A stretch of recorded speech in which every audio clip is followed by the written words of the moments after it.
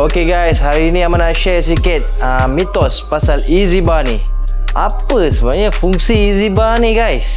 Orang selalu cakap kan, easy bar ni kau kena pegang dalam untuk dapat sini lah, pegang luar dapat sini lah. Sebenarnya guys, tu semua mitos je guys. Apa tu senang geng? Kenapa senang? Sebab kau nampak ni, lekuk-lekuk ni, ni lah kita panggil senang. Okay? Sebab apa? Sebab dia senang untuk korang punya joint bila korang pegang tu. Tu je geng. Korang tengok pula straight bar ni guys. Ada orang bila dia pegang macam ni, dia tak selesa, dia rasa sakit. So, cara penyelesaian dia ni dia guys, easy bar. Korang tengok pula easy bar ni guys. Korang tengok bila Amal pegang easy bar ni. Okay.